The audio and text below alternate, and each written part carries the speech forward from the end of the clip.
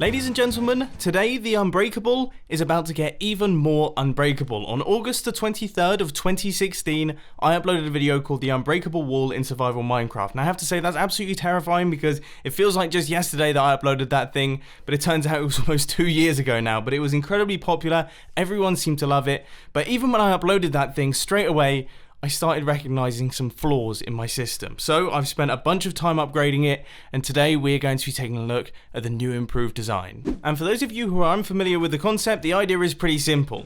It's a wall that really can't be broken by anyone. I mean, if I try and mine through this thing, and even if I walk forwards, yeah, I'm not making any progress.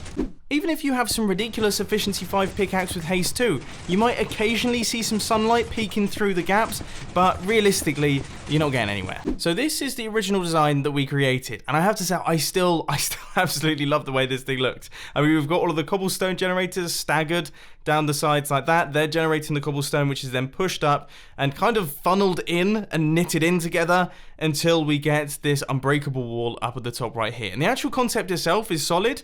It's just the timing circuits, they were all over the place. I mean, I didn't really have any rhyme or reason for choosing the timings that I did. I just kind of flicked through the repeaters until something sort of worked, and then I would roll with it. And that meant that we got a lot of piston fighting, we got a lot of loss in efficiency where the pistons didn't really know what they were doing, and we definitely lost just some speed there.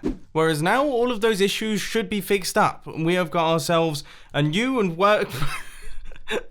I forgot to turn off fire tick, hang on. We have got ourselves a new working system which is considerably faster and should also make a lot more sense on the timing front. We should actually have things knitting in properly and working together as opposed to everyone kind of trying to push everything all at once. So I think the best way to test this thing out is to actually clear out all of the cobblestone from it and just see how we go. Now I have no clue what this is going to look like because I haven't tried it out before. In my head it's going to look really impressive and really satisfying, but I guess there's only one way to find out, and that is by flicking that lever there. And as you can see, all of the cobblestone is being generated at the bottom, and now we're going to start seeing it being pushed around by the pistons. So you can start to see how these piston mechanisms actually work, and now things are speeding up on the cobblestone front, and there they go, they're going up the middle there, and there is our unbreakable cobblestone wall. I was right, that was incredibly satisfying and also relatively impressive. In fact, back to the satisfaction point, there's just so many satisfying things in Minecraft. I mean, I could probably make one of those satisfying things in Minecraft videos once every 3 days.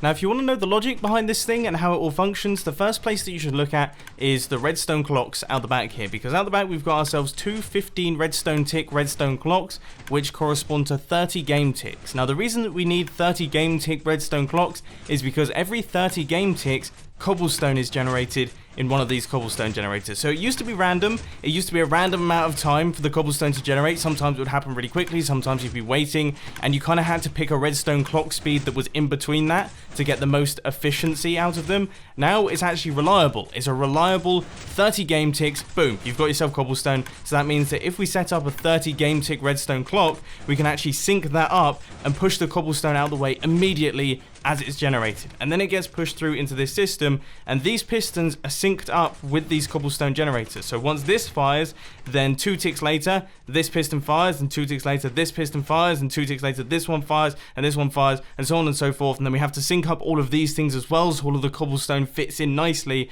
and then eventually we get these pistons going absolutely crazy with redstone pulses pushing up cobblestone as fast as possible. So in reality, the system itself and the actual concept behind the system isn't actually that complicated. We have some redstone clocks which run into some pistons which fire in a specific order, which just happen to push blocks upwards and into an unbreakable wall. It's relatively easy, but this is where you guys come in, because I mean, I'm pretty happy with this thing. I would say it's about as fast as I can go, but there are some real wizards out there. Okay, I know that there are some real wizards out there, and there are some people that are absolutely insanely good at redstone. So I want to issue you guys a bit of a challenge. Can you create a wall that is more unbreakable than the wall that I've created here?